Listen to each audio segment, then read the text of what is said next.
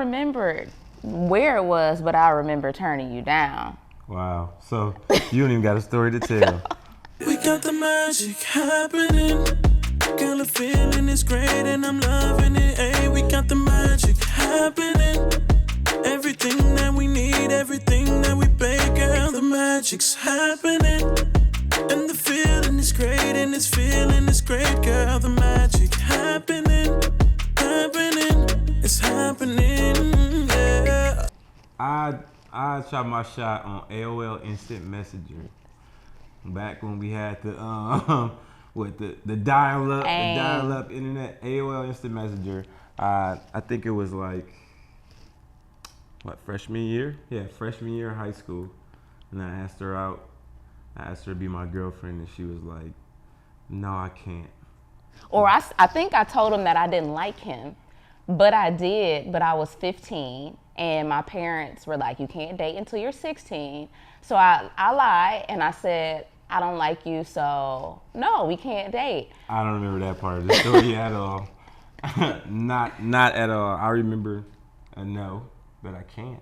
Yeah. But I don't remember that I don't like you. Those don't pick up in my memory ever. So that was like what was that? The fall of our freshman year in high school. And then we were friends. So we kicked it. He was around for months. But then when I was like, you know what? I don't care. I'm still 15. I'm ready to date. So we officially started dating in March of 20, what's that? We were freshmen in high school. That's too much math. She's not good with basic 2004, arithmetic. yes. So. March 14th, I remember. How you do it? I said, I'm ready to be your girlfriend. How you say it? How you say it? I sent you a note. Yeah, she wrote me. I wrote me a note. Yes, I did. Before track practice. I remember because it was the first day of track practice, and I was getting ready to go to practice. And then she slid me the note. I busted it open. Boom, boom. Oh, sorry. I opened it up, and it said, I'm ready to be your girlfriend. Yes. And I planned it with the date March 14th. I'm like, it's the month after Valentine's Day. It's easy to remember. So I'm like, February 14th, March 14th, boom, that's our anniversary. So it was actually a bet between me and my girls at work.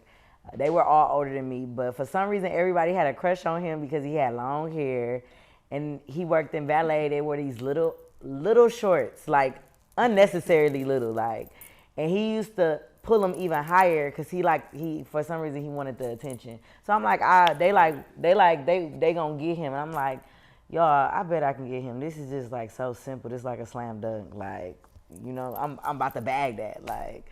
So I seen him one day because at our job they used to feed us lunch, so we was in the lunchroom, and I walked up to him and was like, why your shorts gotta be so little?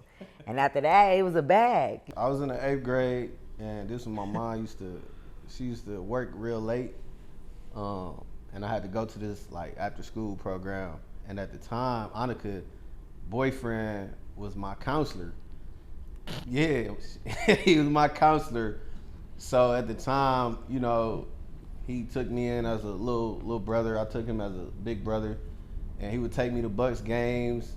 He would take me to the store, corner stores, and all that. Yeah, this is crazy. I forgot about that. And one day he brought up this one. Annika used to go to King. This was her last year at King, so she was a senior.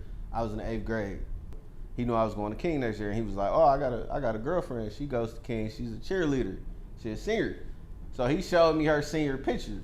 That was junior year picture. Yeah, junior year picture. Because it was a week. And I'm like, dang. And he's like, you looking too hard. You know what I'm saying? I'm like, so I'm gonna take your girl. You know what I'm saying? So he looking at me like, this little dude funny. And I'm dead serious, like, bro, I'm gonna take your girl, bro. Years flew by. I went to King. She graduated. I used to see her, and we used to say hi, whatever, but she would always give me this little hug, though. You like know what that I'm saying? hug. Yeah, I love that hug, man. But the hug kind of missed her, and my guys was like, dog, who was that? You know what I'm saying? I'm just like, oh, she, woo. I ain't really going into detail because they ain't know I was feeling her like that.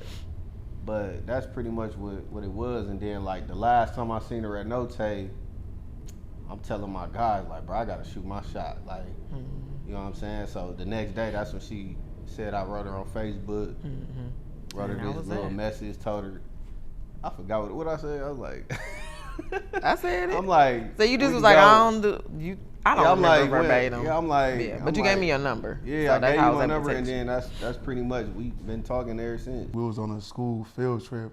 I was chaperoning and leading the field trip, and one of the children that would act naughty at times, which is her nephew, she had to chaperone the trip, and I told him he couldn't go, but he begged me to go, and I'm like, you could come, and I thought his mom was gonna come with him, but his mom didn't show up, his aunt did.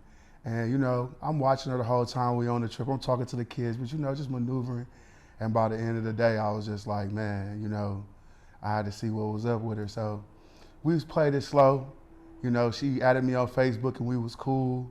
And I didn't talk to her for months. I don't mean to interrupt, but you forgot a part at the end of the field trip. You took all the chaperones to Popeyes. Right. And he let me ride in the front seat. And all the other girls was looking at me like, who is this? Man, listen.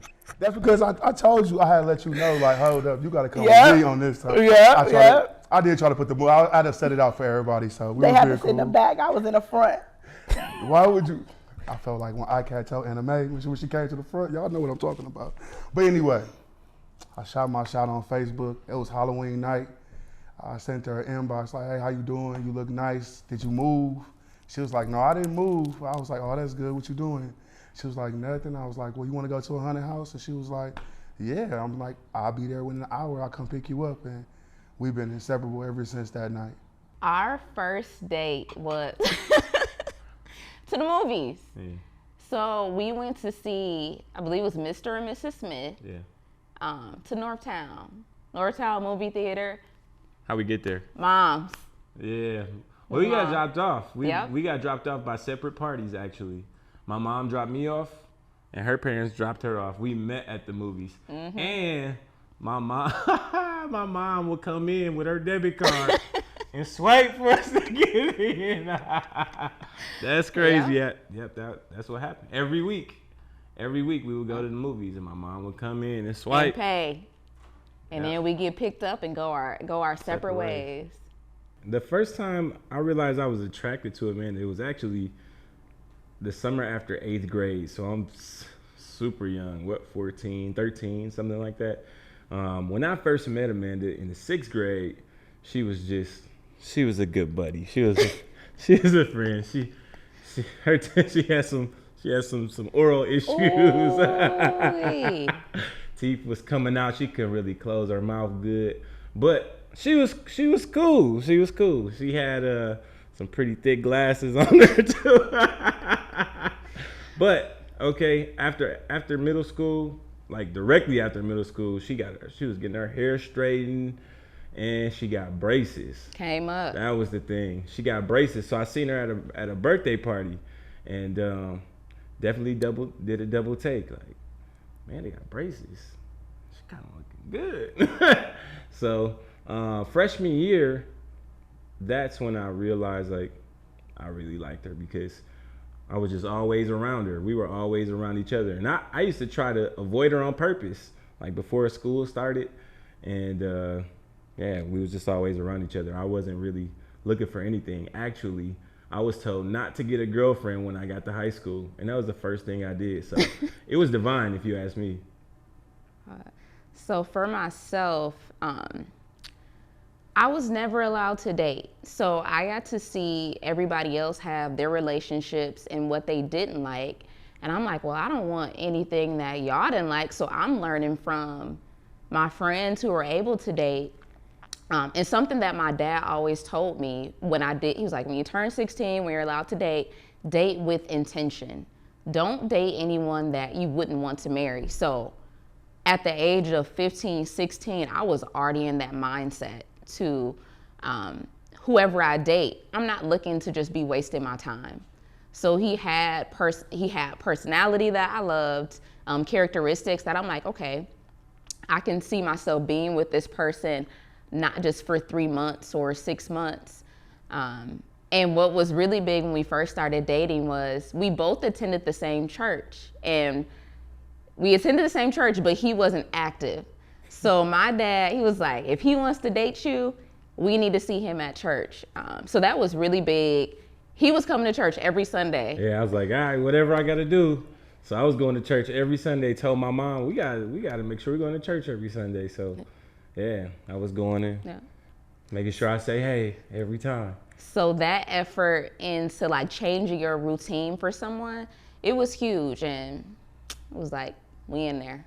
and that's how we officially started dating. Movies, going to church, and that was it. Yeah. 16 years old, committed relationship. When me and Lewis met, I was only 18. And I think I was 20. Yeah, he was 20. So honestly, what I was looking for was just somebody to replace what I currently had.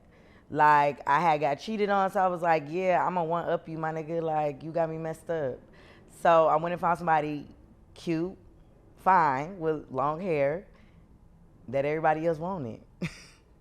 Yeah, I mean, shit, like I said, Potawatomi was like high school, so I was looking for like the cheerleader.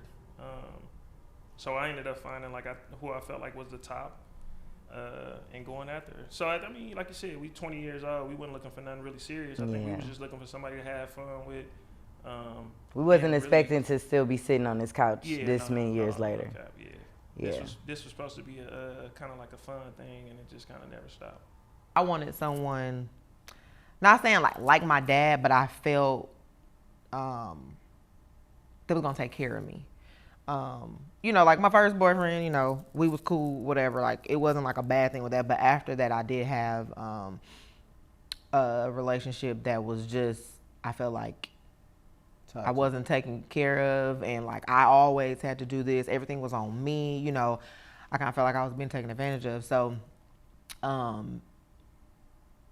I say definitely someone that I knew to take care of me. I felt like secure. You know how people with their dads or man figures, especially their daughters, they have they feel a certain type of way out taking care of their kid.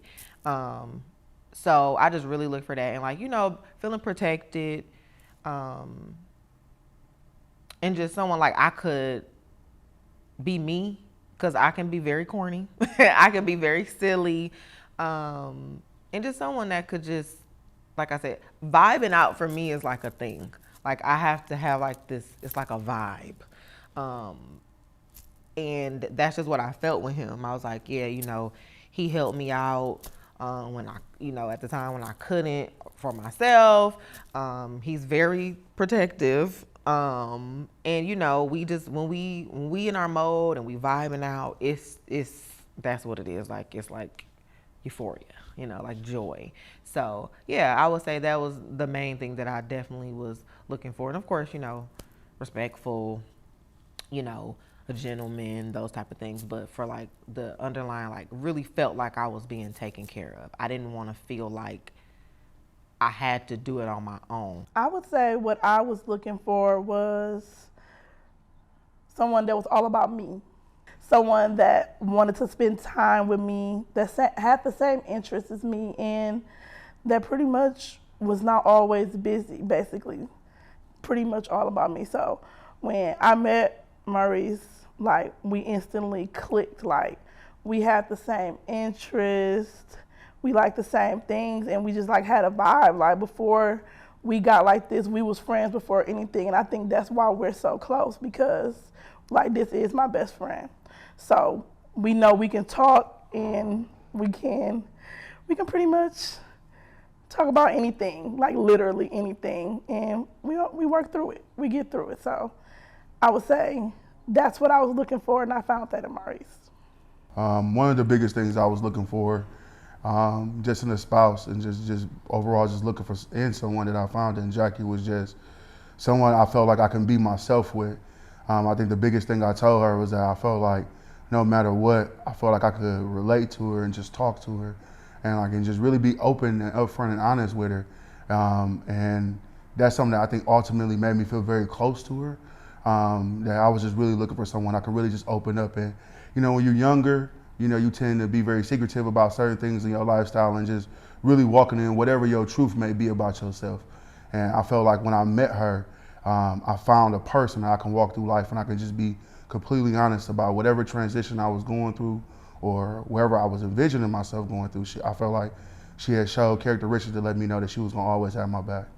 For me, my dad and all the older people around me told me, do not get a girlfriend when you get to high school. Whatever you do, don't do that. You want to be focused on your sports and school and keep that focus. Don't, spend your time trying to find a girlfriend. And it was already in the process because it was the summer before I got to high school.